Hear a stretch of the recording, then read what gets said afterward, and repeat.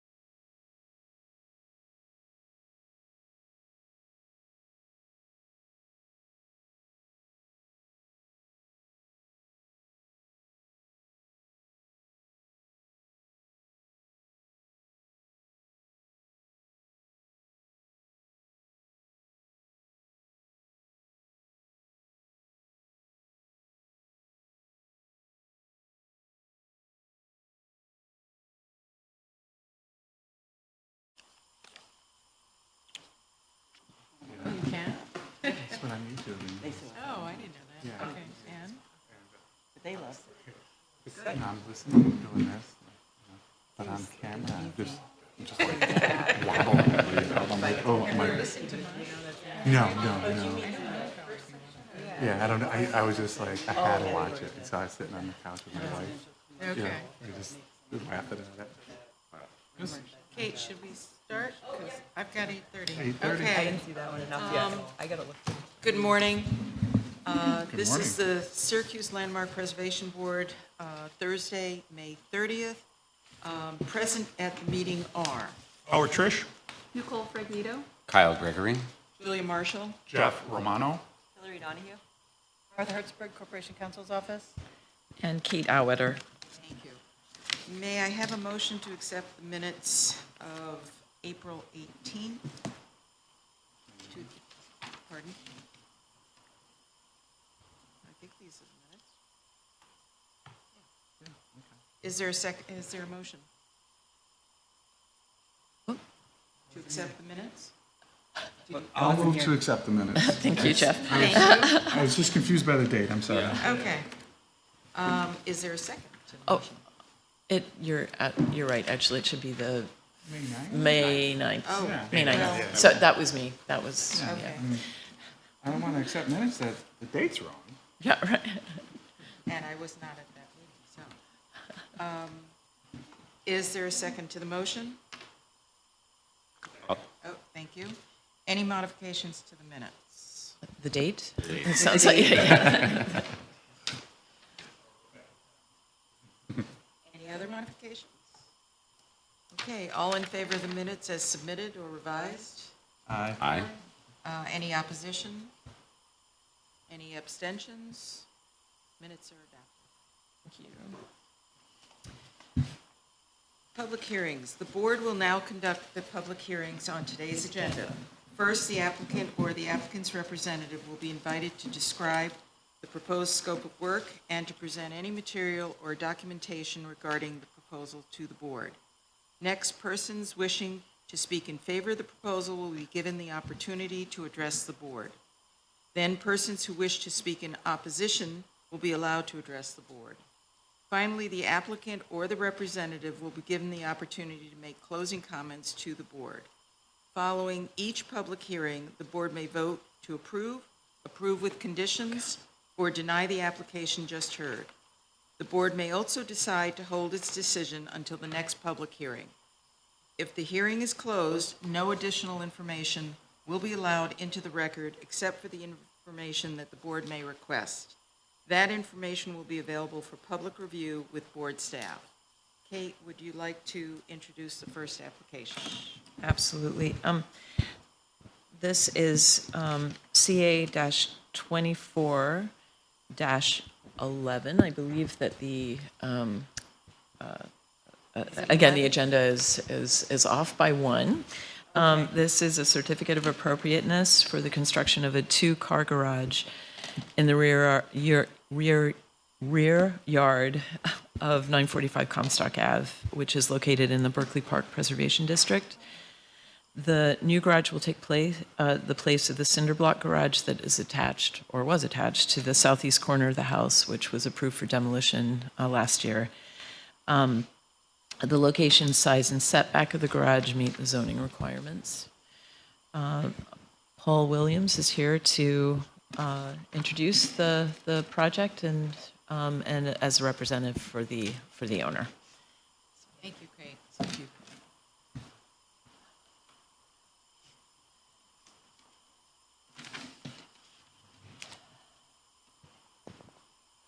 As Kate said, my name is Paul Williams. I'm a visual artist versus a performing artist, so forgive the stumbling.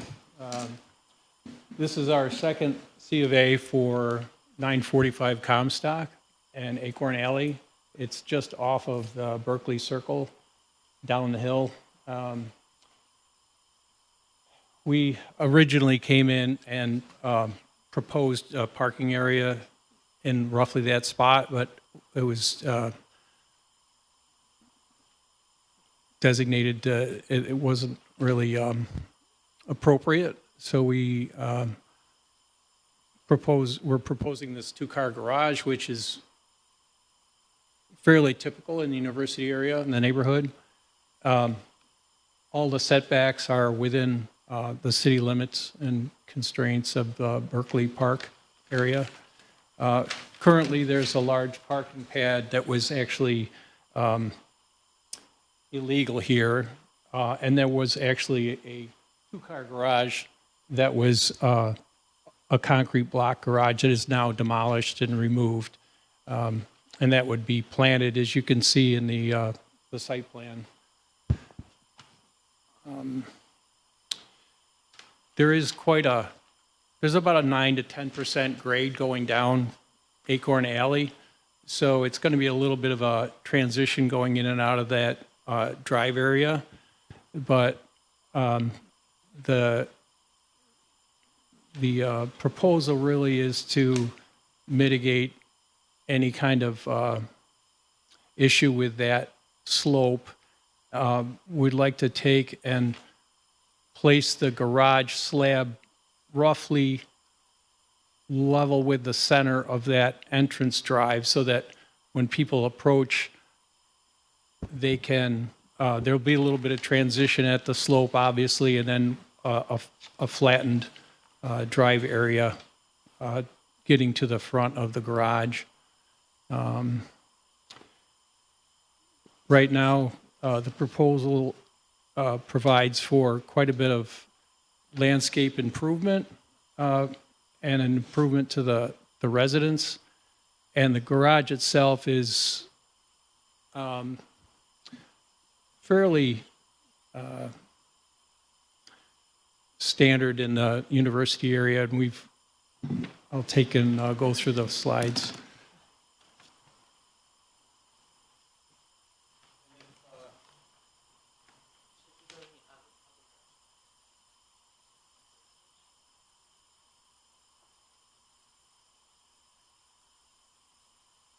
So you can see going in and out of the driveway.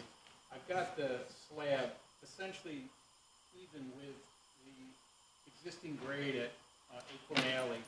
We're going to transition down slightly and then up slightly so that we can have a little bit of a low spot that we can actually get the water out of there.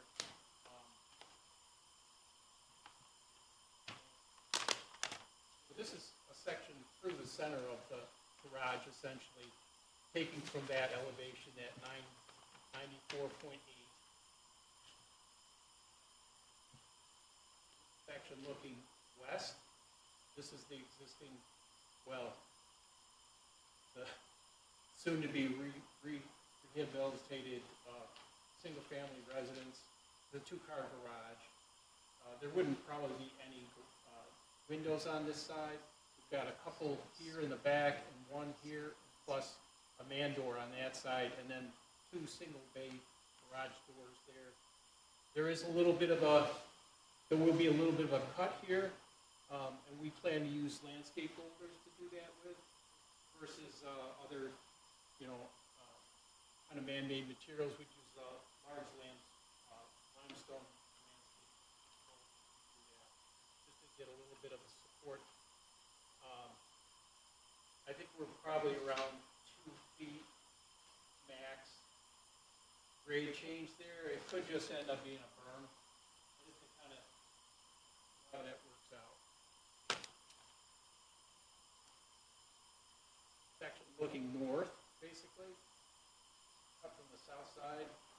And you can see where Acorn Alley kind of does a little bit of a steeper incline there, but this is roughly a 9 to 10% grade along the property.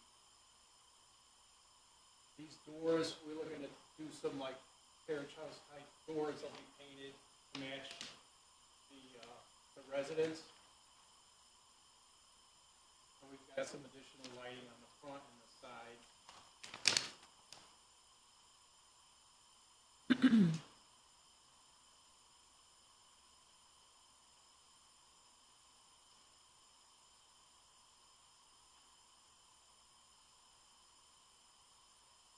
views of the existing lot.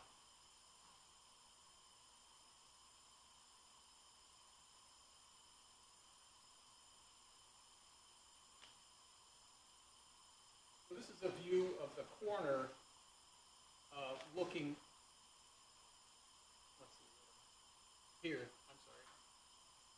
coming that way along the fence line. This was an existing, this is a previous concept of having a drive, but that is pretty close to where the drive would be cut into, or the access point would be for the driveway. And the garage actually will end up being about 6 feet off of the property line. And then we'd like to maintain both there's a black cherry, which is very mature and large, and there's also a large white oak that we want to make sure that the garage doesn't impede on those mature trees.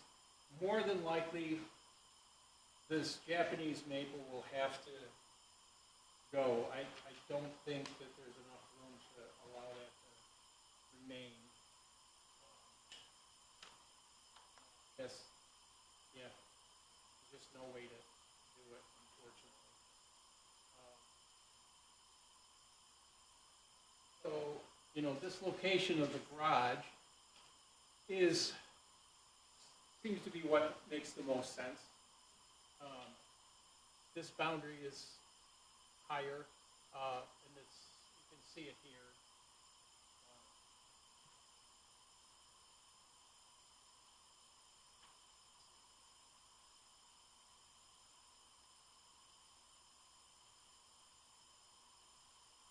Some details of the garage. It's a typical frame structure, block foundation.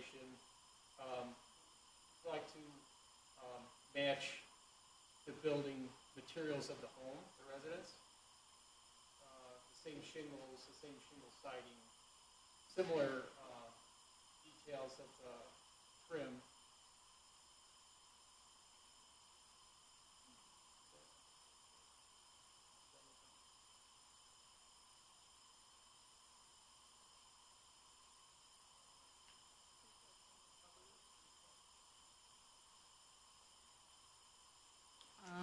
Does the board need any more clarification? Questions? Okay. Thank you, Paul. Wait, Howard? Oh, sorry. Just have a few questions. You said the garage is already taken down? Yes. The Do you have a picture of how it looks now?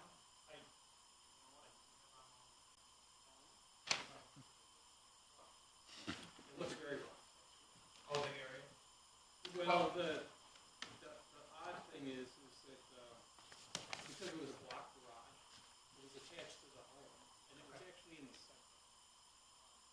When they took it down, I mean, they did a nice clean job of it, but it's just a slow, exposed, rough block attached to the house. The two sides of the home, I guess it would be the east and the north wall is still exposed block. Because it was part of the, so it looks like a foundation stuck on the side of the house. It's not good. Did you think of building the garage back, same spot? Yes, we're gonna put lawn in there, basically, and a nice locus. You're not building the garage back? No, not in the same spot, no, it's just gonna be repaired. The original garage, if Yeah, I'm so not there is mistaken. no garage. I mean, right there is basically where the garage was, that dotted line there. You can see here, this was the garage foundation, plus there was a two-car, one-story flat garage, plus there was a little storage thing that was stuck on the back of the garage. And then this, I believe at one point was a porch, a covered porch. And it got enclosed because it's got a concrete slab and windows in it. I recall from our site visit that existing garage was almost cinder block, not even normal CMU. Is that correct? Yeah, I believe it Yeah. was cinder It block, was yeah. a cinder Yeah. block garage. And it built into the setback as well, so it Correct. was, yeah. It couldn't be So put the back in garage same and the place. shed are gone? Correct. Okay. Yeah, that's the outline of where the garage was right there. Single story. Oh, I have a clarification. On your sheet S2, labeled S2, the images, the blue lines are emulating where the garage will go?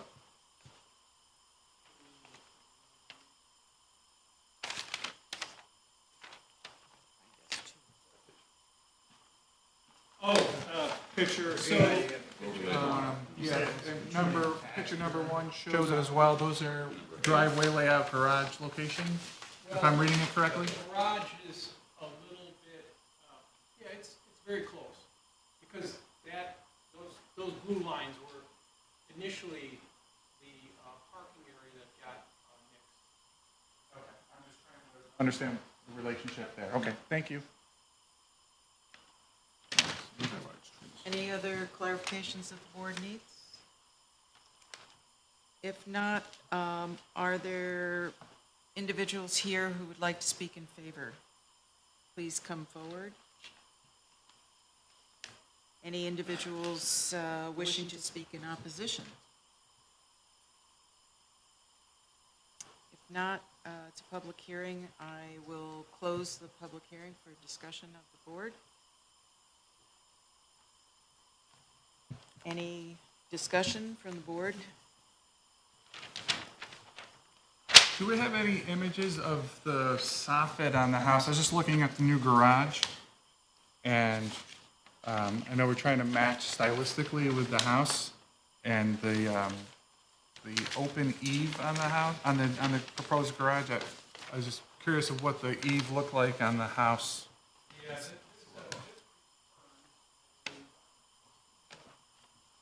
Do we have, Kate, yeah, pictures?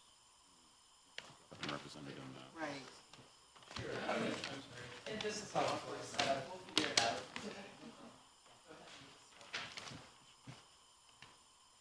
I see on the drawing there, you have the returns and it's The a returns. flat, the soffit's flat. Right. Did you look into that for the garage to emulate the house to tie the structure together? You did a great job, roof pitch, siding choice, looks good. Just that one detail of the soffit. Sure. Yeah, it's just a kind of a simplistic, style, I suppose, as opposed to being the more ornate. The house does have a continuous crown mold that runs all the way around. It's unfortunately been covered with aluminum. Some of that will get stripped off. The main entrance we're going to have to strip off and paint it a different color, but the garage itself will have like a superficial fascia, then a full-size fascia, and then a covered soffit. Probably be like a quarter ply finished and painted. But that would be mounted to the underside of the rafter. Correct. Right. Is there any way you could do some lookouts to flatten that so that soffit would be flat?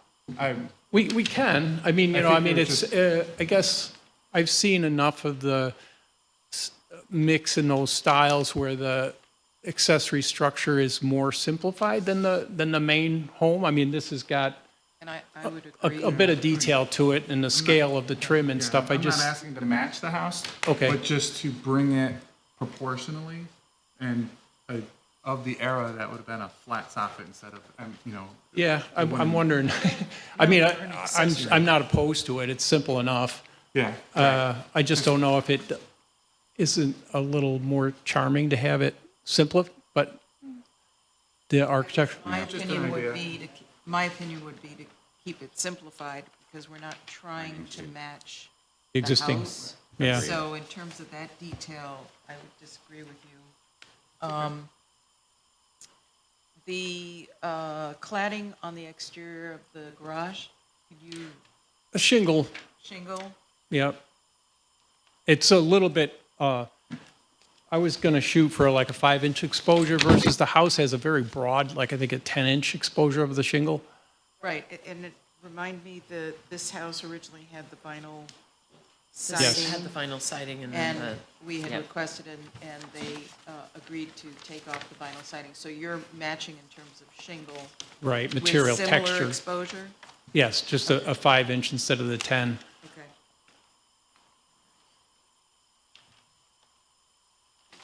A question I have in terms of grading. You're 6 feet off of the property line to the east. On the north elevation, you're sloping back down, and I see that you do have a dry well to the west, northwest corner of the garage. But I guess my question is, how are you dealing with runoff to the neighbor's property? To the On the north back- or to the Correct, on the east? back side of the garage. Well, the north. that, you know, I show a French drain, In the section? Along the west. yes, and then, Okay. and then, Well, the So that section should- doesn't show it.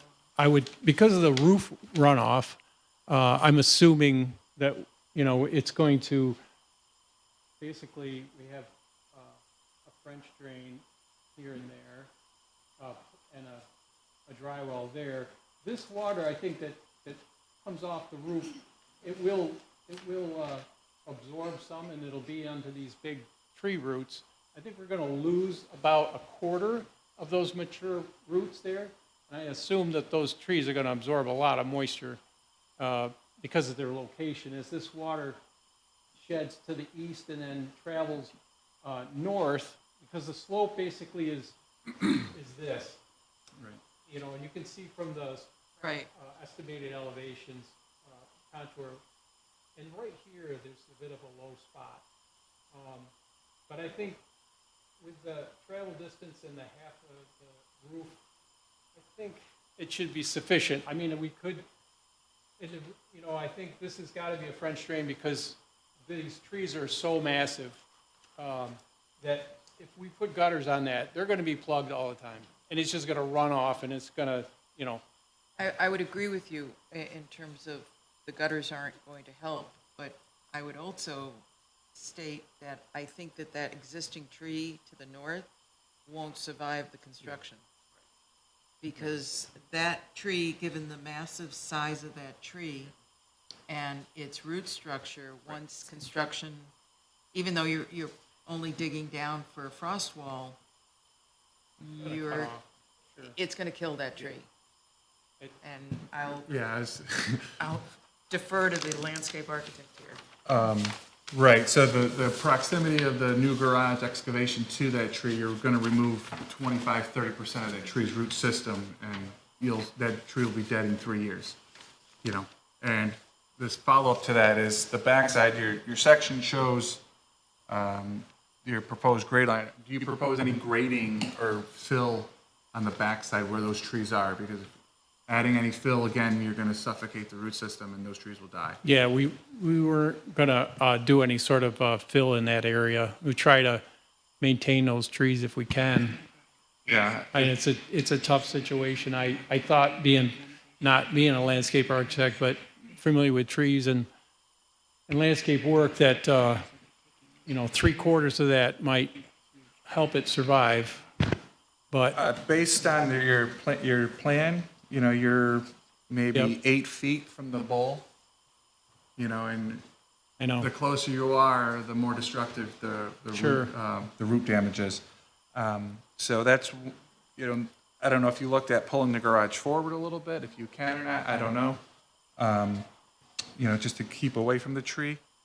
'Cause Yeah, I this mean- is a historic district where the trees are part of the district. It's not just the house, but it's the garden as well. So the tree loss is a major impact visually and aesthetically into the district. So, yeah, I guess the part of the consideration is just trying to maintain a 12-foot wide drive and then getting the vehicle around. It's so tight here, just getting in and out.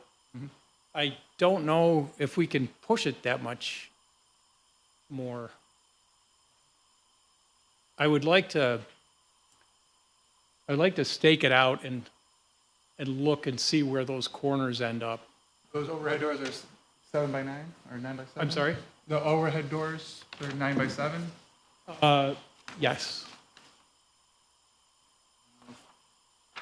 I don't know if a single door would alleviate that issue, but then again, you change the scaling of the garage, so I don't know if that's the correct response. No, I think the two doors are better for the language of the property. I'm just trying to.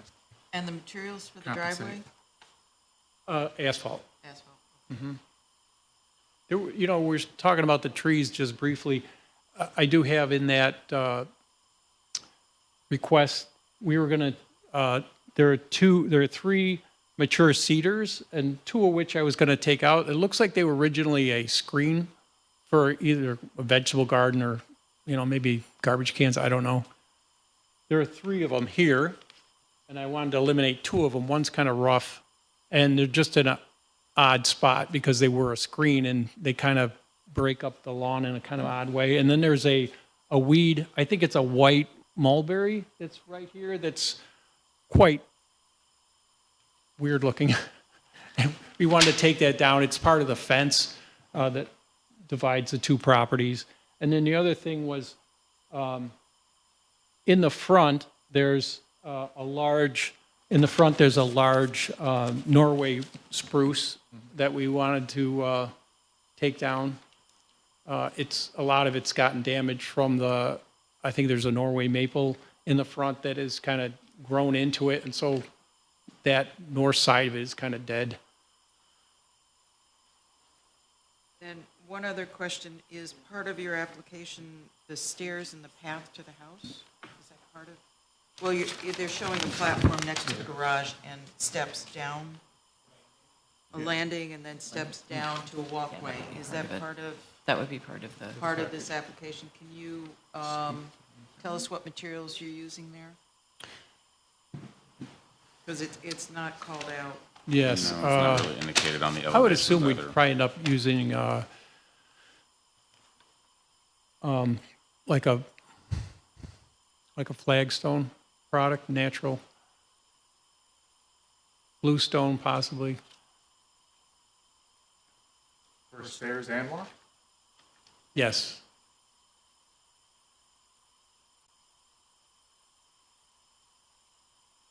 Any other comments, questions from the board? I think currently there's concrete sidewalks on the property.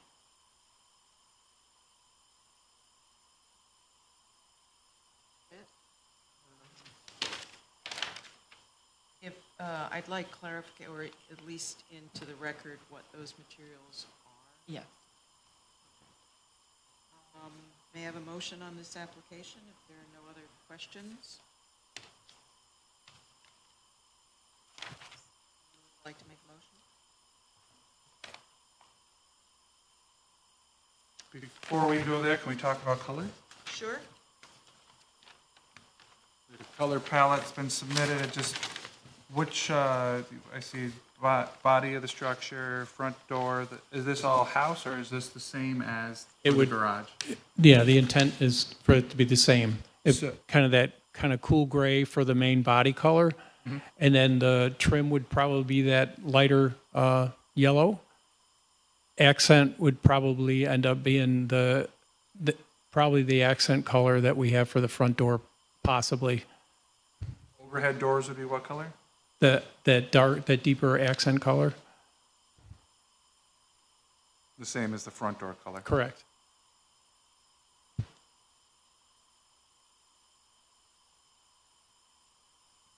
Any other comments? I mean, besides trying to push the garage a little bit over to protect the tree if possible. Yeah, that would be great. Not gonna do it. Quite a bit south. No? You'd have to move well, then you're also impinging on the other tree. Right. That is on the east property line. Hearing if the garage is too Yeah, I big believe for the that's space, another- or- It's another Well, oak tree that's there. it's a standard garage size, it's 24 by 24. So unless you're making a recommendation to go smaller. Throughout the neighborhood, there's single stall and double stall garages. I'm not intimately familiar, but I believe many of them in this block are two-car. So based on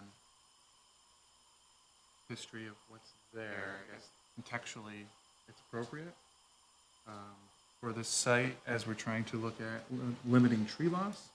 To me, it starts to get a little damaging for the size. But again, that's my opinion, that's my view. We're losing half a dozen trees on this one lot in the historic district that covets trees as well as historic buildings. Is there a possibility to move it west, away from the property line? Right now, you're only showing 6 feet, which would help with the grade. We looked at that. It just ends up chopping up the yard. I mean, I suppose the closer it gets to the house, right now, the minimum's 4. We moved it to 6. It could go to 8. I don't know if that really helps, though. It's a problem. I think that comment alludes to reduction of the retaining wall and the bump out of grading that encumbers your parking space. So if you move the garage kind of southwesterly. Actually, it would help And with that the would- ingress of your Right. driveway. That would help with the ingress of the driveway. It would reduce the amount of damage to the root system of the large trees that we're trying to protect. And it would tighten the throat, yeah, right. It would tighten that throat. You'd have a little less walkway between the house and the garage, and have a little more intimate yard space between there, scale-wise. And it would step that space down. It would, I think, also help with the cross slope of when you're entering the drive. Yeah. If you moved it southwest, Mm-hmm. which would give you more breathing room between the property line on the east, and perhaps give us more room in terms of the root system of those trees, it would improve your issue of, the closing down of the neck of the driveway for 2 cars to get in and out, because you could have more room. It could be a little bit wider at the apron.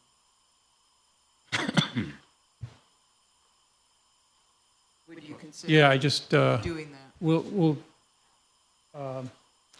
I would like to have it staked out so I can look at it and try to make sure that we're out of the drip line if we can.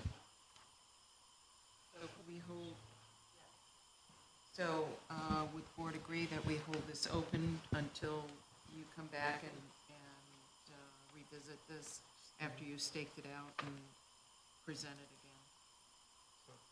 again? Okay. The request would be to have it staked out, adjusted, and then not to this extent of design, but just basic modeling on a site plan? Is that the request? Yes, That makes sense. that would make sense. With dimensions, understand how far we can move it over in a southwesterly direction? And if need be, The 1 or 2 of us could go to where you staked it out. Yep. And look Yeah, at it. maybe the 3 of us could come out and do a site visit as well? Yeah, Okay, so we're going to hold it open. Thank you. Thank you very much. Thanks.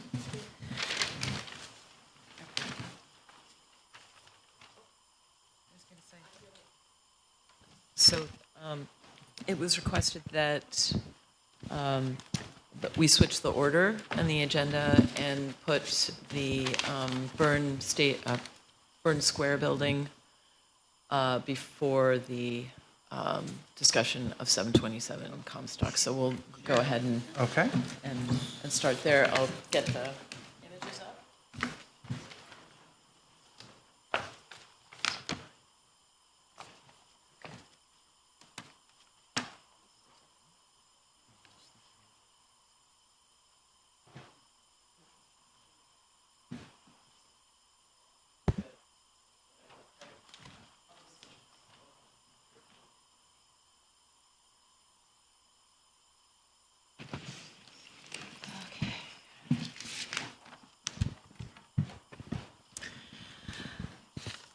Okay, the next project, this is under new business, is a minor site plan review. It is a minor site plan review application to convert 308 West Genesee Street into a dog daycare and pet retail-related retail establishment.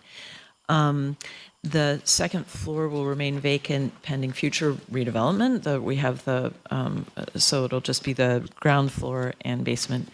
And the building is eligible for the National Register of Historic Places, which is why it is before the board. And the board's role is to provide comment and recommendations to zoning regarding the project. Go ahead. Good morning. My name is Bob Abbott. I'm the architect for the project. This is Carmen Sesta. He's the owner and developer for this project. This was the former burned dairy building built like 100 years ago in 1920. It's got a terracotta facade. It's a flat iron triangular shaped building that conforms to the site. It has a 0 lot line on it. It's all sidewalks around all 3 sides of the building. There is a massive vault below the building that extends all the way out to somewhere under the curb lines of all 3 streets. And it was built, whoever built this with steel, I mean, this is a very well-built building. It's concrete and steel structure. The main footprint of the building above is this inside line right here. Yep. Yeah, it should. Yeah, there you go. Yeah. It's all filled out pretty much. This building has undergone a lot of changes from the time it was built. They really manufactured their products out of this building in the 1920s. And in 1962, I sat in this building as a youngster when my mother and father purchased a 1962 Chevy Bel Air, because it was Brzee Chevrolet at that time. And this was Brzee's showroom on the first floor, and they had their offices on the second floor. I don't know what they did in the basement. So this building has gone through a lot of transition. Basically, the lower level is not changing a lot. It's pretty much open like it is. We did add some areas for the dogs. He's going to have different varieties, sizes of dogs, so they have different rooms. Larger dogs, he's got a pool down below. More large dogs, the small dogs are over here, and then this is a large area in the middle where the dogs get to roam and play all. Again, it's not a boarding place. The dogs come in the morning and they leave in the evening, so they're not there overnight. Then on the main floor is going to be Carmen's retail area, where he'll have all his shelving and products for sale. And then eventually, we've designed 3 2-bedroom apartments on the second level, and that was a challenge, but it worked out. If you look at the second floor plan for the part 2 of this project down the road, it works out pretty nicely. I guess the main thing here for this board is to see what we're doing outside. The terracotta overall on the building is in pretty good shape. Somebody put some black metal panels over a lot of it, and we're not quite sure what's under all of it. We've taken some pieces out. There's some brick. There's also some framing that I think at one time, from pictures we had from when this building was built, right above the first floor windows, there must have been massive awnings. You know the old awnings where they had the cranks and they cranked them out? Because there's a gap between the top of the windows and the terracotta of about close to a foot, where I think the structure of the awnings was attached to. So, I'm searching for material to repair out here. Trying to go back to terracotta is a little unreasonable. So I picked an EFIS product, a drive-it product that I can match pretty well to the terracotta, and some of the pilasters. Some of them are missing and behind some of the metal on the other side. So with the EFIS, we could mimic them and sort of rebuild them to look the same. So we're trying to get this building to look as original as we possibly can. But we won't know all that until we take the metal panels off. The reason for the design between the first and second floor windows is some of that on the curved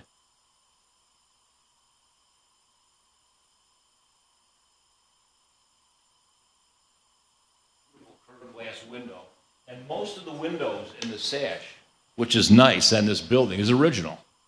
It's single pane glass, and the sashes are really in good shape. They need to be burned off a little bit and down to the wood and scraped clean. We also put in some emergency rescue openings, which would be needed when we do the second floor apartments. So instead of doing a window replacement with a modern window, I thought of taking the sash out of the frame itself and making that into a door. So when it's closed, it looks like the original window, but it would still be able to operate in case of an emergency. So by doing that, we needed to put guards outside of the window by code. We've come up with some black wrought iron guards just outside those openings. And then the material in between the top of the first floor windows and the bottom of the second floor windows. That design does show up on the curved. What are you? Well, Uh-oh, I lost it. Can't touch the screen. Uh-oh. X out of that? Oh, no, we're right. Oh, that was easy.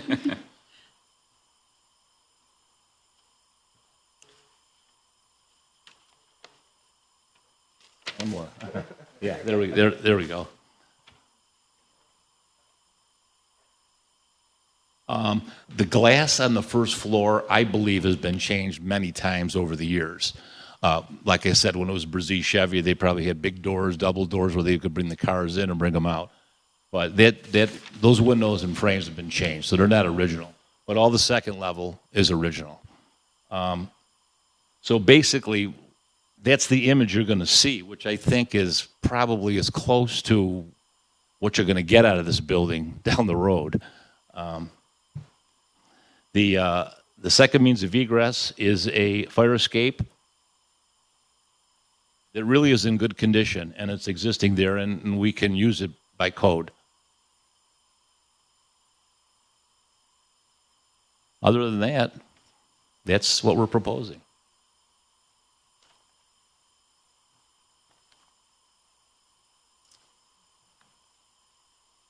Any information that the board still needs? Discussion, This is discussion, yep. questions? have you removed any of the black panels and see what's behind there? Yeah, we have on.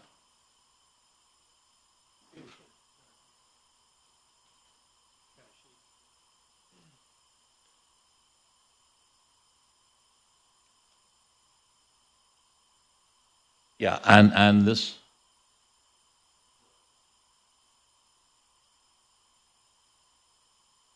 Underneath the Curved curved glass, is that where you on the southwest. opened up? No, yes, we did, where the curved area is, and you could see the terracotta and you could see the design. So we're emulating that design, which is Right. these panels right And here. and that's where you see the brick, if I'm looking at it? No, the Or brick. what's behind here that I'm looks like- seeing in the picture, or is it wood? I think that's wood. That's how Yeah. I read that. That western doorway. The At angle of Jenny the and flat Willow. iron, the narrow end.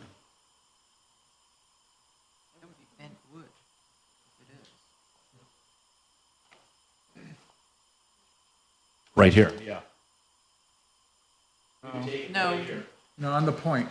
on the point. Yeah, on the left. Oh, right there? Yeah.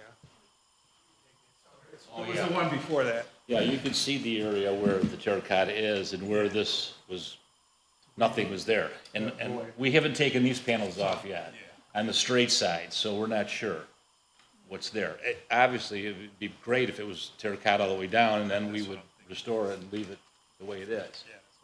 But we do have to fill this gap, and my idea is if I pull this off and this does not extend around the building, we need to deal with it. So, but I do know from the old photographs that I've seen that this was the terracotta all the way down, and this framing gap was where there were, Yeah, we have a photo here got it. You can that see shows it. yeah. That's what I was wondering.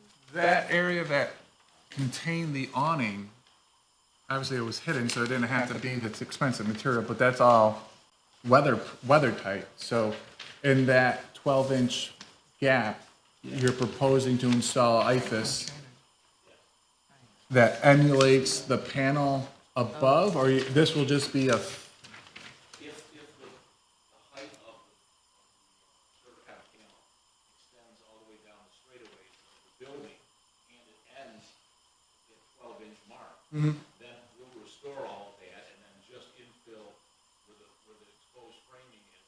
Where the awnings used to be. And we haven't gotten into that yet. I'm just trying to think if IFAS is the appropriate material Right. to install in that, Well, in that void. I'm thinking that, in that void, if that void exists all the way around the building and there is the terracotta panel above it, maybe we just go with a flat panel of some kind, maybe painted dark, to sort of emulate what was there. That's where I would go. Yeah. On my recommendation, my thought would Sorry, be, what was, you're, what I missed, what was the comment? instead of, if there's the consistent gap, instead of doing IFAS, he mentioned possibly doing like a metal panel that's darker in color, that stands out, Just correct? quick, Yeah, something that just fill in that void, because originally when the building was built, You see the fabric. usually, well, those awnings in those days, what they had was a hood. They had a metal hood on them that would come and be a weather break for the awning. So the awning would roll up underneath that metal hood. Right. Now, we wouldn't be doing a metal hood again, but I mean, just some sort of a board around there, painted dark, that would just sort of give you the image of where that was. Right, so just looking, I'm comparing two separate photographs here that were submitted, this one here, it's part of the packet, and this other one. It appears to me that where the black panels are, has actually been dropped. It does not look like it's part of, there was an awning assembly, at least the way that I'm reading it. It looks like the terracotta panels, as we're seeing them here, was actually the extent of the terracotta panels, and that has actually been dropped, and the head of the storefronts lowered, is what it looks like to me, because these panels appear to be full and intact, and not shortened in any way, if I'm comparing them to the other pictures. So it seems like there's been some sort of a mitigation that's been addressed with those larger enameled black panels. I'm just wondering if, I apologize, I didn't catch whether you said, are you planning to replace the storefronts, or are you keeping them intact? No, keep them intact. Keep them intact. Then in that case, I would agree with Jeff's comment about maybe looking at just extending that with another kind of coated metal panel or something Okay. instead, because I'm guessing that when you remove that black portion, you're going to find the same height of the strip as you're seeing that you've exposed on the end there. So you're saying that if we find that it's consistent all the way around with that gap, to not do this design? No. To show that gap again? Yeah, Because I I agree. also have concerns about, number one, the texture of the ephes being kind of not really blending well with the rest, and then providing a false impression of overbuilding out of the separate material. It has a very different, There's different textures with the ephes finish. I would go Right. with a sand finish, which is the Exactly. least, yeah. yeah, it's going to absorb the light a lot more, as opposed to have the nice reflectivity of the glaze and everything that's really Yeah. special in this building. A metal paneling on that space would be accurate if, you're stating that historically they had a metal cover to Right. protect the awning itself, and it would kind of emulate that, but not truly emulate it, but read, Actually, the Sure. building would read as that. looking at it and comparing it, all this work here, this basically stud work, Yep. or jack studs, whatever you want to call it, underneath the terracotta was infill because the original glazing went all the way to the underside of the terracotta. That's what I was trying to get at. Right. Well, I'm not sure that but I'm not sh- I those are don't- awnings. That could be, but that was the attachment underneath the terracotta. What I'm saying is that the glazing actually went all the way. All the way yeah, to the bottom of the terracotta. the bottom Right. of the terracotta and perhaps in the frame of the glazing, they attached Jam. the Awning. awning. Yeah. So I would agree that ephes might not be the ideal. I mean, so you are leaving the framework for the glazing that's existing, Yes. okay. Because even that, on this end, it was modified from what it existed. I mean, it didn't splay. And you're No. putting, but your existing doors have splays on each side, and originally it was not that. Originally, it was just a flat panel of glazing. Right, there. right, right. No, I don't, it doesn't look like there's a stair, at least not an Is entry. the stair inside existing? Yeah, it's existing, but I That's don't know if it existing, was yeah. original. Takes you right to the basement. Yeah. You know, would it be fair to say that we could get into the investigation further on this building for the, behind those panels? Because again, there's a lot of panels that haven't been touched yet. So Right. we don't know what surprises are going to be there once we start taking them off. Right. And it might be worth it to take it off and then see what we've got and then come back with a solution that we think would be appropriate for what we end up with. I would agree with that, let's investigate further whether or not this is consistent around the entire Yep. structure, and perhaps entertain some other materials that could, and it's dependent on the thickness of the terracotta and how you can install a panel beneath that and also get it weather tight and flash. Right. Okay. Would the board agree with that? Yes. What's that? Okay. Fair enough. I had a question about the, What's that?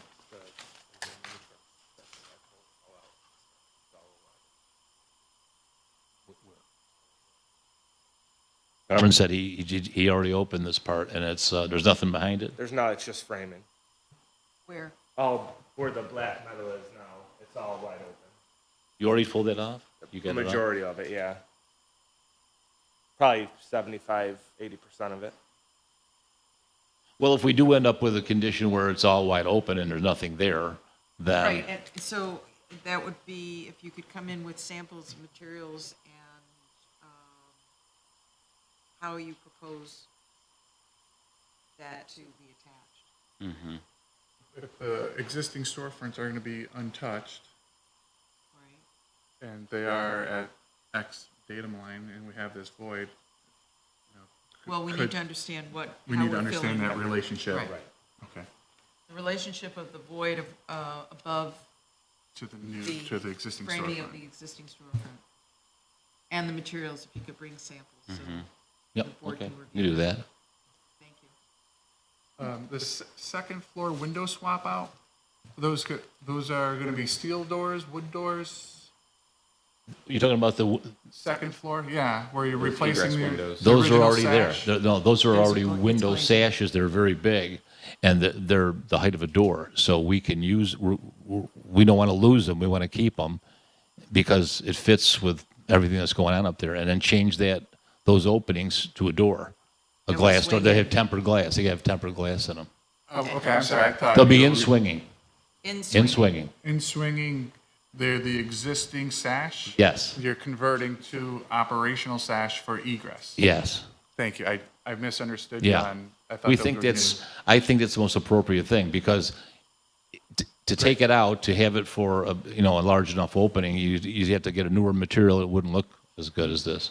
Understood. Yeah. Not only Appreciate that, it. it's zero lot line, so I don't Right. know if that's an issue with the city. But at the next meeting, could we have a plan of the second floor? And only to review in terms of where you want to put the iron railings on the second floor, that we take a look at that, because that affects the. It's just facade. in front. It's just, it's Right. not out, it's not like. Right, but I guess we want to just look at it in relationship to how many you actually need per code for exiting, for your second exit. If you said 2 to 3 apartments. Well, what I did is, again, this is all plate glass windows. Some of it's been modified with some minor openings. It's not good. I mean, people have done some bad stuff to some of this glass. It's got to be replaced anyway, a lot of it. And to go ahead and give everybody in the apartments, like in a bedroom, you want to get some fresh air ventilation. Each bedroom has one window that will swing in. And in the living spaces, I put two. So you get a cross ventilation in each, because each living room is designed at each corner of the triangular building. So it's a nice plan. We But- don't have the plan, that's what Okay. I'm saying. We don't have the floor plan for the second floor in our packet. Yeah. Yeah, we just have the, Yeah, I saw the residential. Because the one city there, and I wanted to was do this confused. in two parts, one without the second The floor. only reason I'm asking for it, because it affects what we look at from the exterior. Yeah. Kate, did I send a second floor Yeah. plan in? I'm sorry, say that again? Did I send you a second floor plan? No, there's no second floor, but because the site plan review, the minor site plan review was just for the ground floor and the Okay. basement. Yeah. So presumably you will need to submit an additional application for the upper floor, so that might be the opportunity to look at those, look at the second floor. Well, I'm just saying in terms of looking at the elevations. Yeah. How it Yeah. affects the elevation. Yeah, when is the ironwork part of this project? Well, see, that's where it gets kind of funny, because the city wanted me to keep the apartments separate and not put it on this, but the building's all one building, it all ties together, so I think it's appropriate to see it all. So if you're able to show, show that detail that they're looking for, Okay. then that's Exactly. fine, yeah. Yeah, 'cause Just it all when you shows come on the back, and second then- floor Then plan. it will be easy when the next round Yes. comes, yeah, Okay, Thank you very much. okay, yeah. thank you. Thank you. Next, I'm just going you're to gonna move change the, the. oh, what, actually, I don't have anything for us. But we will.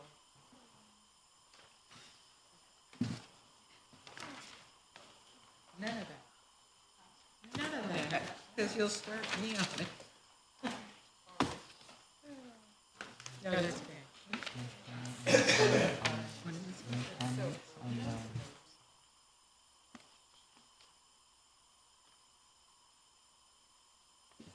Yeah, we're not finished. yeah, no, that's true. Don't want us to fight with them. Okay, you ready? Everyone ready? All right, very good. So the next piece of business is a demolition of a non-landmarked historic property application. This is for the demolition of 727 Comstock Ave. Syracuse University is the owner and applicant. The property is identified on the city's historic properties list, is eligible for the National Register. The owner intends to demolish the property as part of a larger project to construct a dormitory in this location. The preservation ordinance provides the opportunity for the board to review a proposed demolition or this particular demolition to determine if the property should be considered for designation as a local protected site. Based on the information provided by the applicant and comments today, the board may determine either that the property has historical associations and integrity, architectural integrity sufficient to warrant initiating a protected site designation process, or the board could determine that it lacks these associations and historic integrity and that it will not move forward with designation, moving into the process, or the board may ask for additional information. Yeah, and so if the board does determine that it that the property should move into the protected site designation process, then it would authorize a public hearing to gather public comment and any additional information at that time. So at this time, I'll invite Jennifer Bybee from Syracuse University. Hello, everyone. Jennifer Bybee, Assistant Director for Campus Planning with Syracuse University Office of Campus Planning, Design and Construction, which is located at 1320 Jamesville Ave in Syracuse. With me is Beth Selig, who is President and Principal Investigator with Hudson Cultural Services, and she prepared the building assessment report included with our application. The property is located within Subdistrict 7 of the main campus planned institutional district. To be totally clear, so it's absolutely crystalline, this property is not part of the potential proposed new historic district for the university neighborhood, which would be located east of Ostrom Avenue. As Kate indicated, the university did submit an application for the demolition of non-landmarked historic property and does intend to demolish the property if given the city permissions. And the university maintains that the property is not eligible for local protected site status. I'm going to turn the presentation over to Beth, who will go through in detail her report and indicating her findings, which the university completely supports, of why it does not meet the eligible criteria. I do, though, also want to thank you all because you all turned up for the site visits, which we offered, which we do appreciate, and we appreciate your commitment and thoroughness in your detail. Thank you. Good morning. Beth Seelig, Hudson Cultural Services. I came from a bit of a ways. My office is in LaGrangeville, New York, which is about 4 hours from here. So, the alarm clock went off at a rather ugly time this morning. So forgive me if I stutter or stumble a bit. I have worked in the field of cultural resources for over 25 years. I have done numerous research projects such as this, and the way I always begin these research projects is to look at the history of the property, the history of ownership, who would have lived in the house, who would have built the house, whether or not there's a significant designer, architect, or builder involved. And to do that research, I look at city directories, I look at historic landowner maps, cartography resources such as the Sanborn fire insurance maps. I look at deeds, grantor-grantee indexes are not my favorite thing, but I've reviewed them, I go through them, and through all that information, I put together a narrative of the history of a property, which is what I have done here with 727 Comstock. An interesting thing to note is that prior to 1910, this building was known as 711 Comstock Avenue. It changed probably due to post office changes or fire insurance standards. As you can see from the report, there's a very detailed narrative of the history of the property. We did uncover some historic photographs of the property, and I went through and did a walkthrough and looked at all the various details of the property. And using that information, I looked at it under Secretary of Interior standards, which is the National Register eligibility standards, and then I looked at it under the criteria Syracuse has for protected sites. Based on the information I have and my interpretation of these criteria, this property does not seem to be associated with persons or events that have historic significance to the city. Esterbrook was a rather interesting person. He was a renowned attorney in the city, but his time of prominence as such an attorney was after he had left this house at Comstock Avenue. The second criteria in regards to illustrative of historic growth or development of the city, I interpret that to be things like post-World War II suburban expansion, the development of residential subdivisions or neighborhoods, or 19th century worker housing or worker row housing. I don't see using that interpretation, and again, I could be interpreting that particular element incorrectly. I don't see that 727 Comstock is part of that sort of historic growth within the city. In the case of the next criteria regarding the distinctive characteristics of a type, there is evidence and characteristics and elements of this building that indicate it is a colonial revival structure, a wood frame colonial revival structure. Colonial revival was one of the most popular styles for residential construction in the early 20th century. It was the predominant style across the country, and there are many, many examples here in Syracuse, including the neighboring historic districts that surround 727. As you can see from the photos in the report, the interior has been modified substantially. It became the fraternity house in 1924. And from that time onward, modifications to the house have taken place. The interior layout, with the exception of the west rooms and the one room on the southern side of the house, the first floor layout has changed.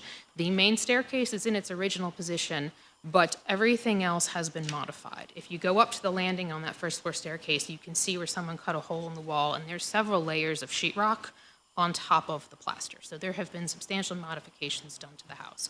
When you go into the upper floors, it's hard to determine, because of the way it's been modified, what the original layout was. Where was the original bathroom? Where was there a bedroom versus a drawing room versus a nursery or a playroom? Just because of the use history of the house, that interior integrity has been lost. The addition that went on in the mid to late 20th century also modified the northeastern corner of the house. It is now a very modern, somewhat commercial kitchen. They took out whatever was original and put in this kitchen that then ties into the addition that's on the back of the house. The materials, both interior and exterior, have also changed. The house is now predominantly vinyl siding. All of the windows have changed, with the exception of the leaded fan light and side lights in front of the main entrance.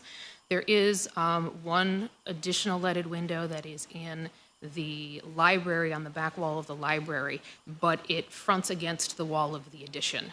The box window that's in that library, and again, I'm calling it a library only because that's what was on a separate document. I don't know that it was a library, but the box window also appears to be original.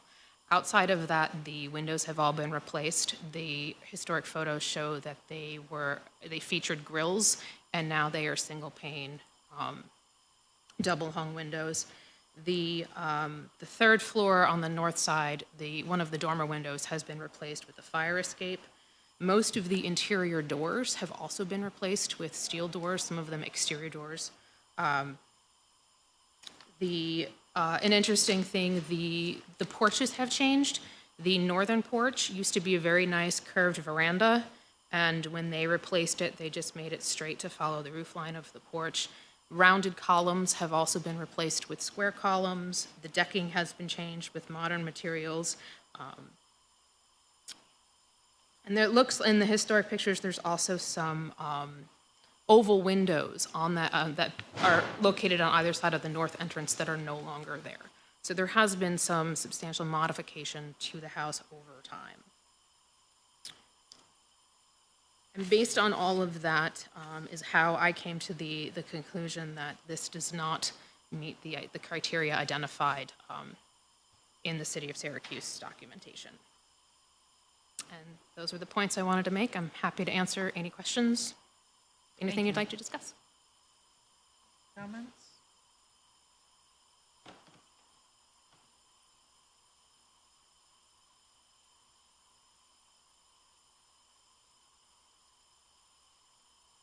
Well, why don't we start then, based on the criteria? Association with persons or events of historic significance. Based on the report, go ahead. May I interject? Sure.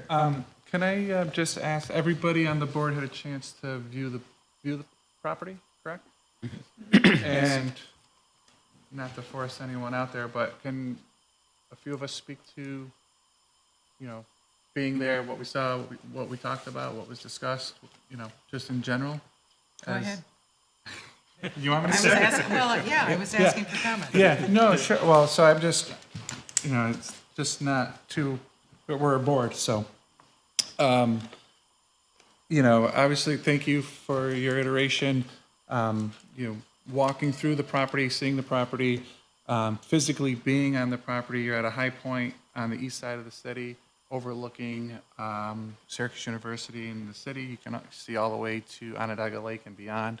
I thought it was a rather prominent row of buildings on that hilltop, all large residences at the time and/or fraternities when they were built. To me, that means that it seemed rather important. It has large setbacks, large lots.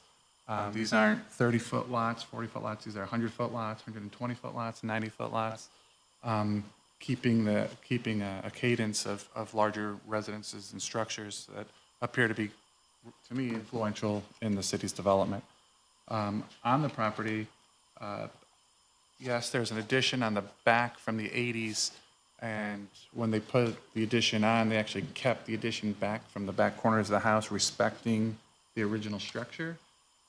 The pilasters on the corners were retained, and the addition was abutted slightly behind those, kind of giving deference to the existing structure. The structure has been modified heavily, many of the windows removed, but noticing from my perspective, in the basement, there were leaded casement windows in the electrical room.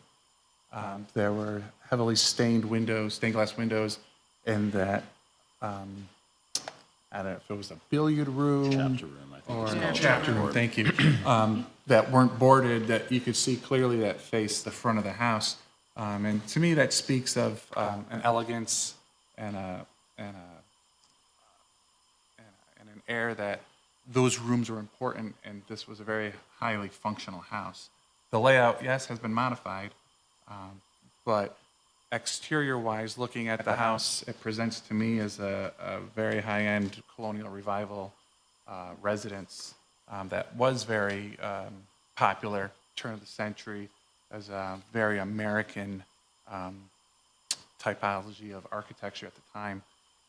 So it is very prevalent and widespread. But I feel that the read of the building is still there as the residence, as you stand back and look at it. The dormer outline of the property is very distinctive. I think there's 3 dormers on each facade, and that just stands right out as a distinct feature to me.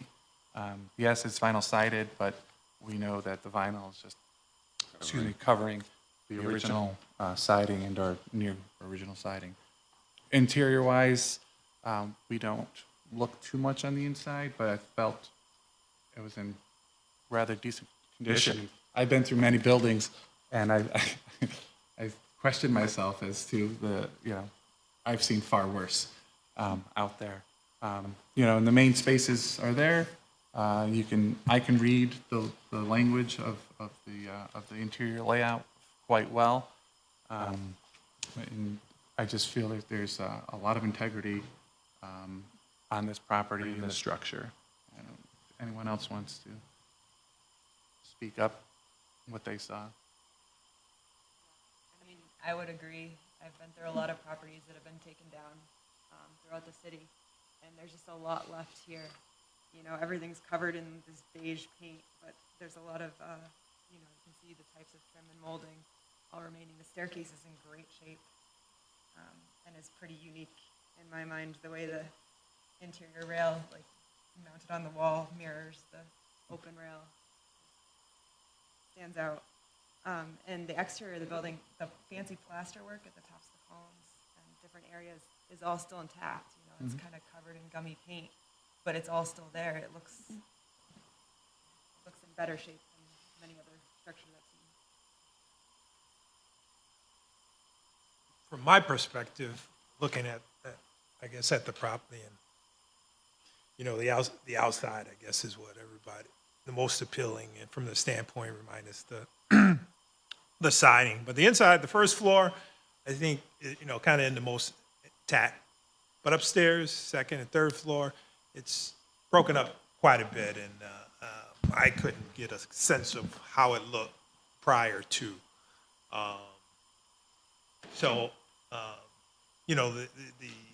The leaded glass, and whether it was a billiard room or whether it was, is nice, and some of the woodwork, a lot of it was painted, I believe, which took away,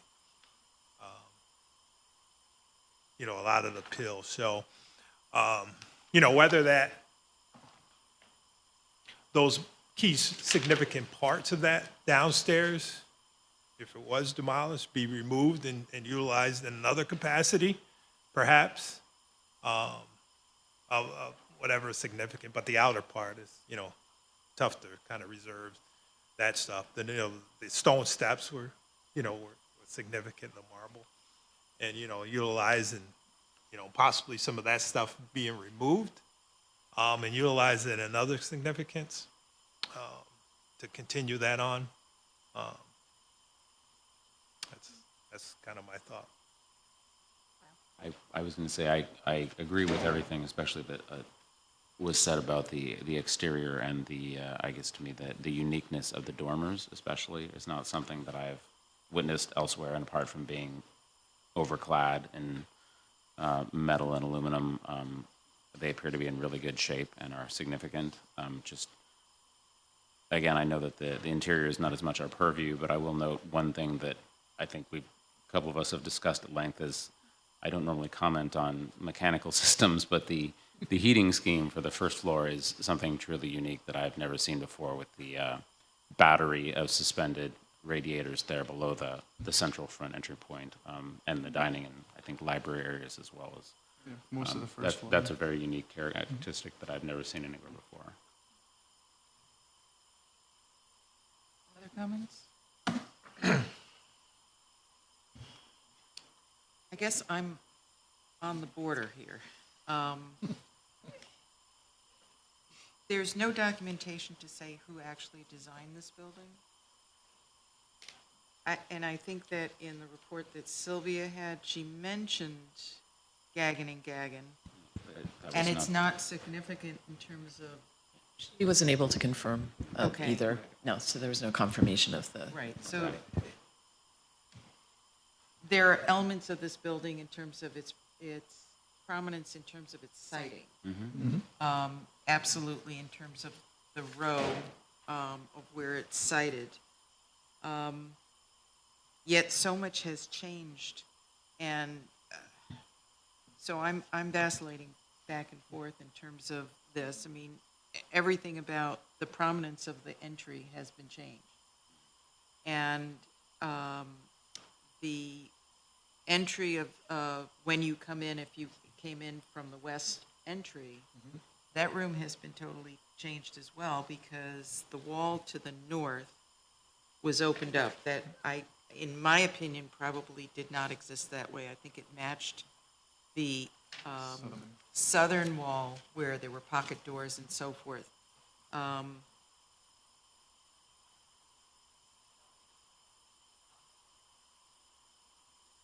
Right. Little vestibule. And to that point about the mosaic, that's more to arts and crafts than classic revival in terms of, for instance, the tile work is of interest because the tiles are not whole mosaic tiles. And that matched the tiles on the fireplace. In that front room there. So there's, to me, a number of conflicting Well,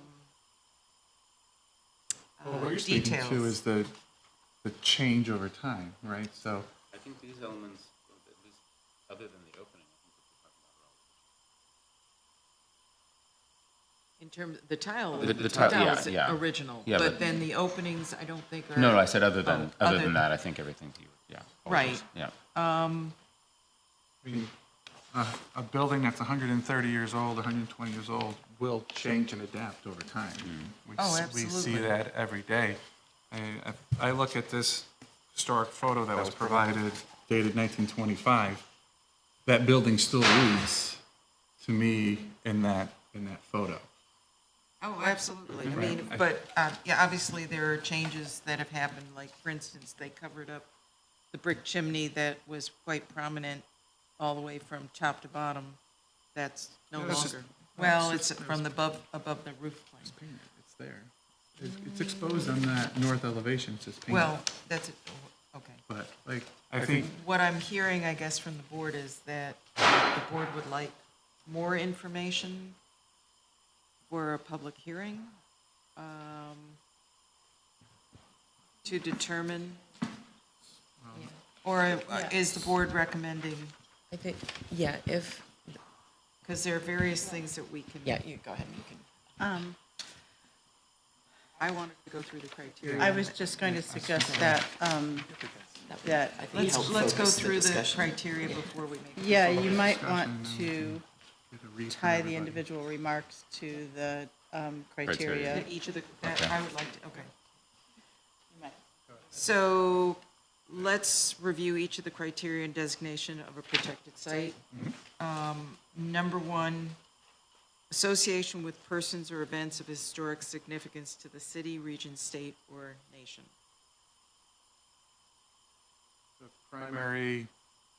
The builder of the house, Estabrook, being a prominent lawyer in the city. How many, oh, well, Right? well, Estabrook was there for am I- how many years? Yeah, that's That's true. That's correct. Yeah, Right. Estabrook, it was clarified that sorry? Go ahead. Yeah, that the addresses had changed. Right. And so Estabrook and his family, or the Estabrook family rather, were the original occupants of this house. And they're there for, I'm forgetting how many years, That's 10. that's why I get a little confused with the change. Well, Estabrook, didn't Estabrook build the house? Yes, built the that's what I'm House? saying. Right. Yeah, sorry.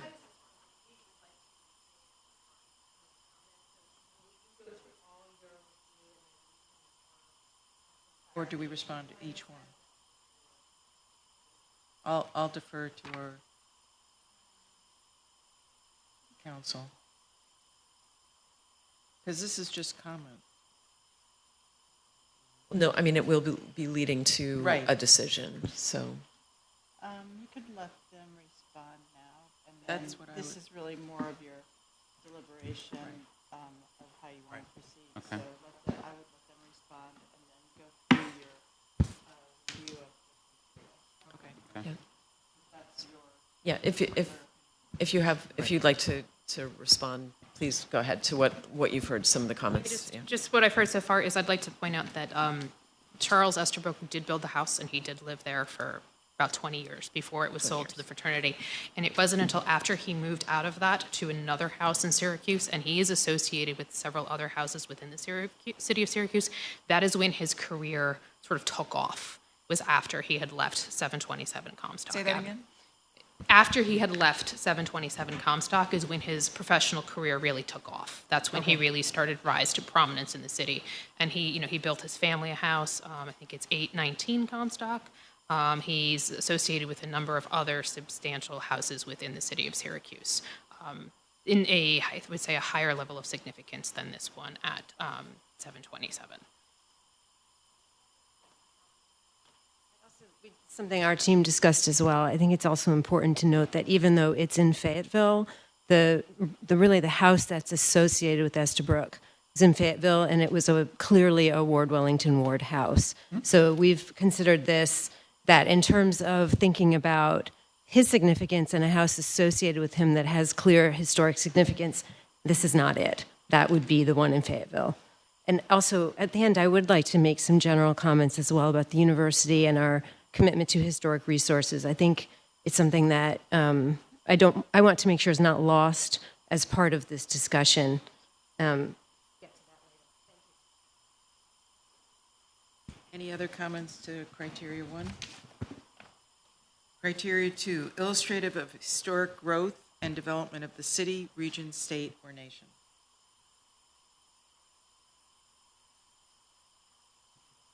I would say yes to that as well.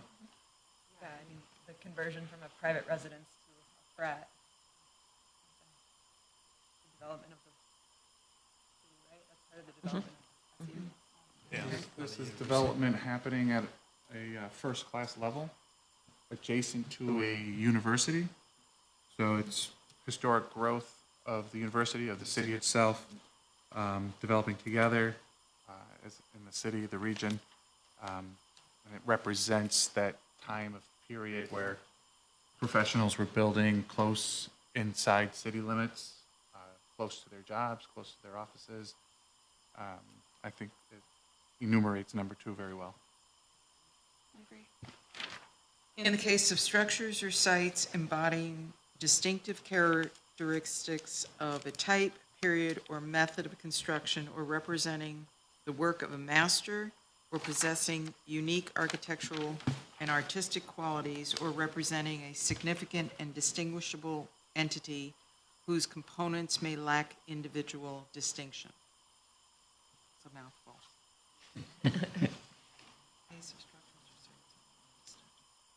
again, not knowing the architect, we don't have that pinned down, but again, distinctive structure is just the articulation of the dormers on the roof really make it pop out. The front portico, standing alone by itself, proud, one story in the center of the structure, make it pop out to me. I see it as embodying distinctive characteristic of the type of the era. Any other comment? Item 4, in case of districts possessing a unique overall quality of architectural scale, It's not in a district, so this Okay. isn't, so you can go to, just go to 5? The can go to 5, interiors? yep. Okay. In the case of interiors possessing one or more, can you hear me? Let's close the door.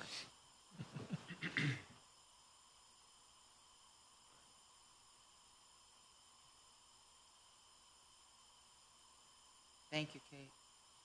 In the case of interiors possessing one or more of characteristics enumerated in paragraphs 1, 2, and 3 above, and in addition embodying distinctive characteristics of architectural scale, form, and visual homogeneity, which are integral part of the character of the structure in which the space is contained. Comments? Well, how much of a degree of that, it's, it could be just one thing, it could be 2 or 3 different things within the structure is what I'm trying to understand, the quantitative part of this, of number 5. I read that more of historic public space. So that would be your ground floor, your porches, right? And so you enter the building, you have a very wide entry, Yep. walk in, you have, 14-foot, 12-foot wide entry hall. That scale, that massing, and the adjacent parlors, to me still reads, you have, Yeah, I get the first floor. Yeah. After that, The- kind of. right, but And- primarily, to me, I'm looking at the first floor only. I would agree with you that there are elements of that are extant, but I do feel that it has been significantly altered beyond, I don't want to say, I agree, and generally we beyond don't. full clarity. Right. Generally, we don't look at the interior, but we have this in front of us. Right. And, does it meet the criteria? Maybe, maybe not, but if it's up for discussion, I'm just stating how I interpret it. And the ground floor, to me, is significant in where it is, what it still represents as the public spaces in scale. If we're looking at scale. Integrity has been Significantly altered. altered, right? But scale-wise, when you physically enter the space, you still see and feel the scale of the public rooms. Or the as- principal rooms. Right. Right. Excuse me. I'd add to that, Jeff, the height of the ceilings also, when you enter, makes it appear very stately and definitely not an average residence.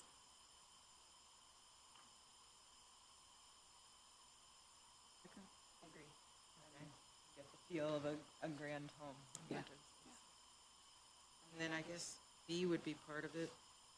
In addition to the possession of one or more of the characteristics noted above, the property must retain historic integrity or the ability to convey its significance through its location, design, setting, materials, workmanship, feeling, and association.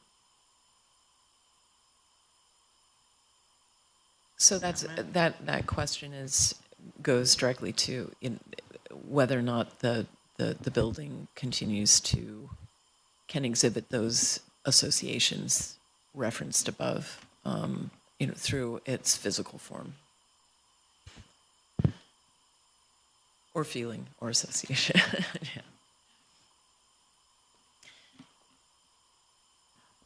I would say yes. So the decision of the board is to determine whether or not it feels that it should go into the local designation process, and if the board is of the opinion that it should, then the next step is a public hearing, which, But before we discuss that, would we allow Yeah.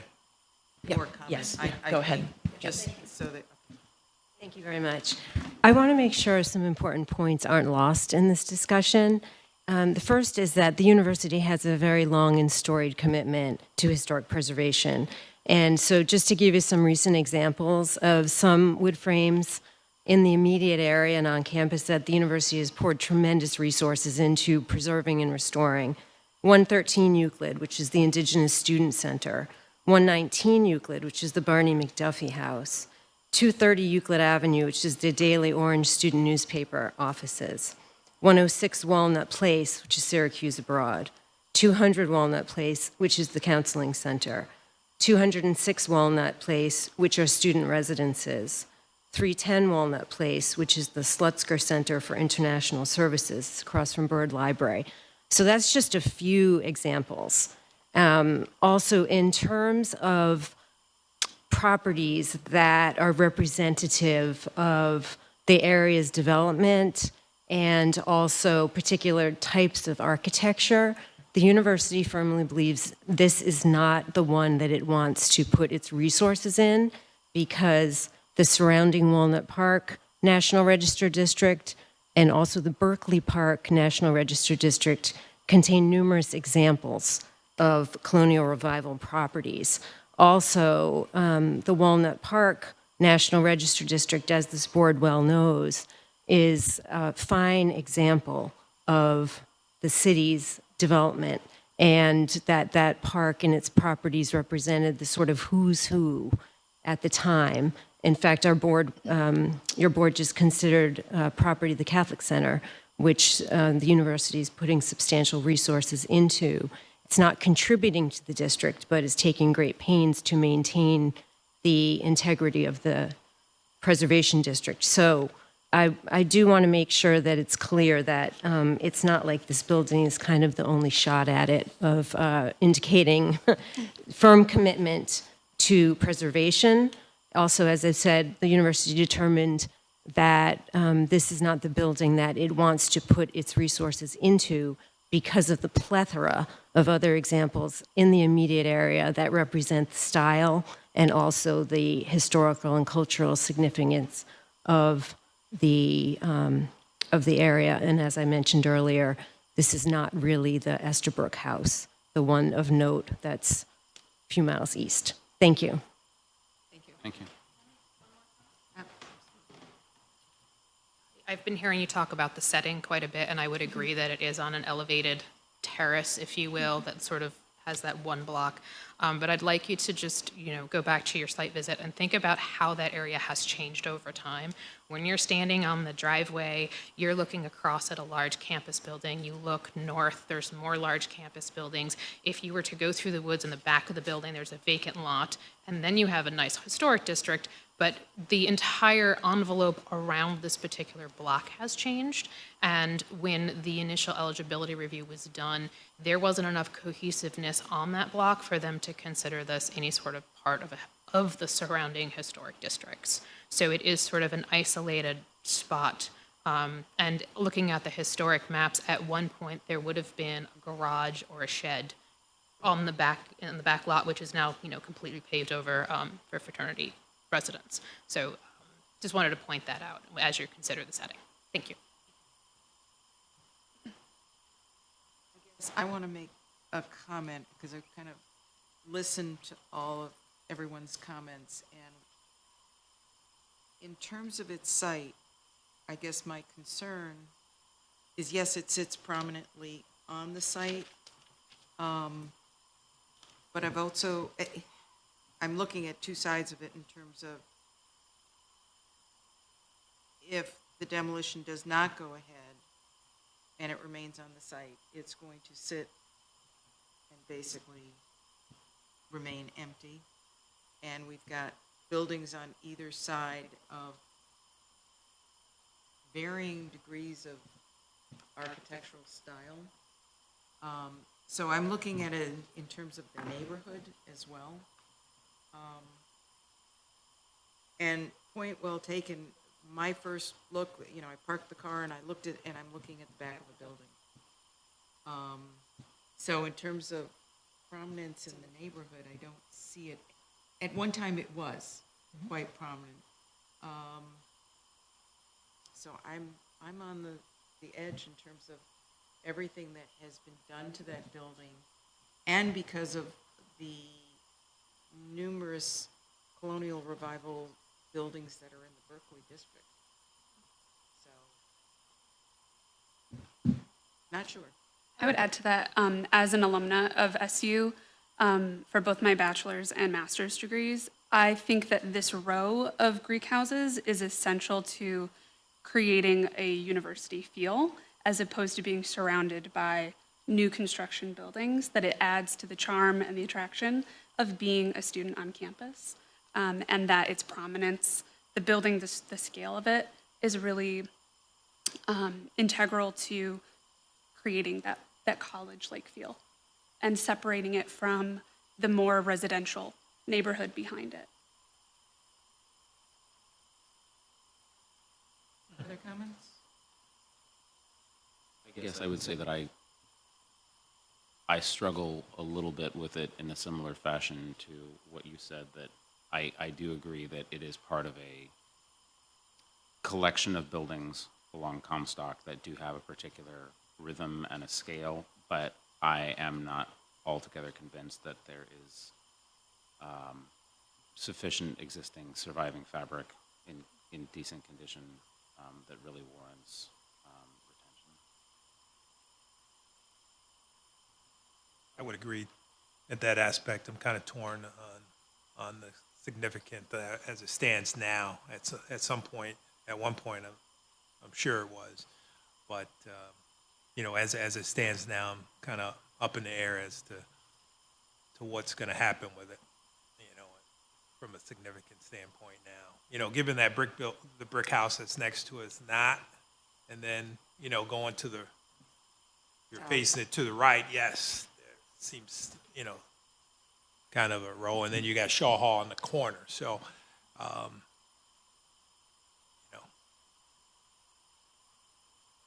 it's been beat up pretty good. There's no doubt that the building could be renovated Yeah. and adapted and saved, because yes, I would agree, there are buildings in far worse shape. But from our point of view is to decide whether it's significant Right. in terms of the history and integrity of the structure, whether it meets the criteria for designation. So I don't think that the question is whether it can be renovated and restored at all. No, the question on the table is whether or not, specifically in regard to the designation criteria. Yeah. It's about the significance, basically, right? Does it meet the individuals criteria and that so we just forth. went through?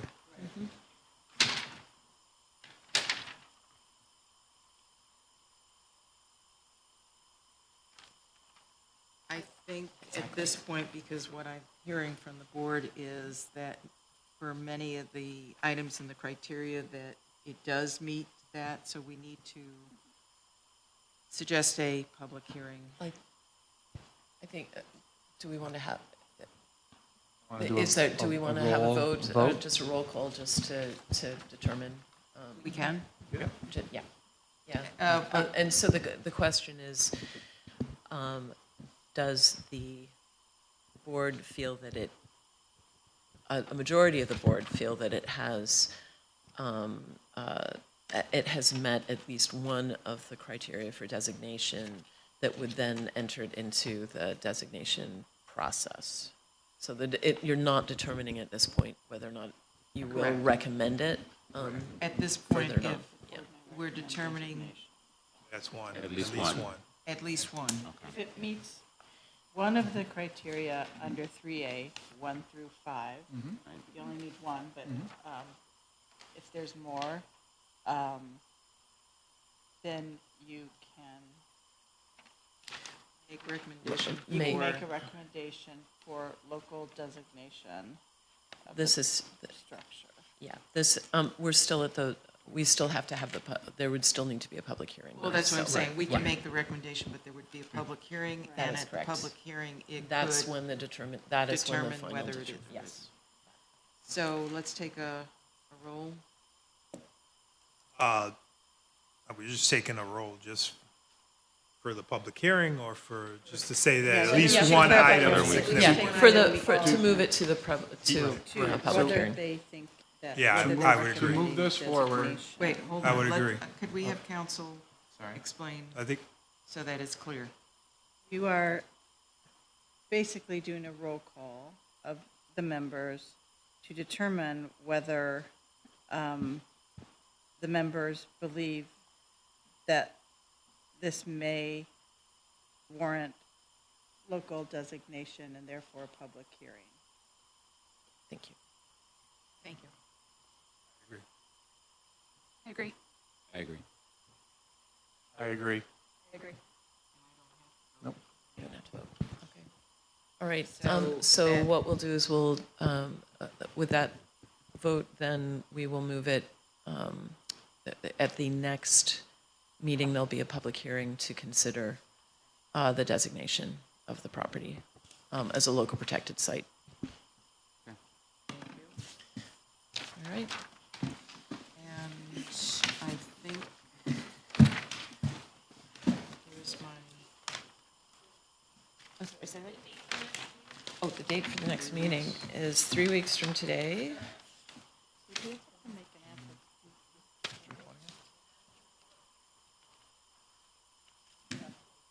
pardon?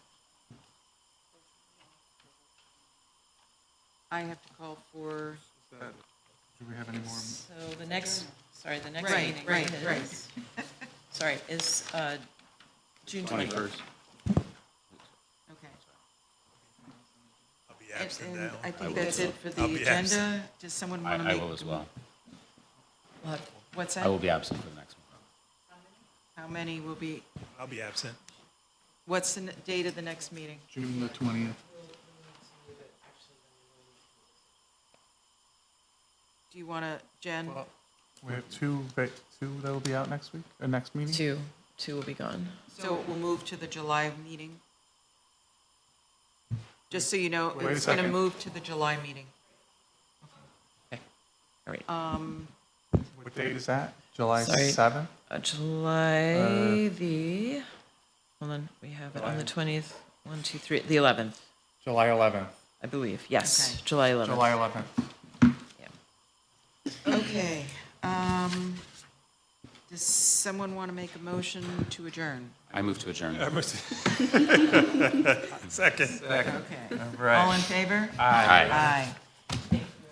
Thank you. Yes.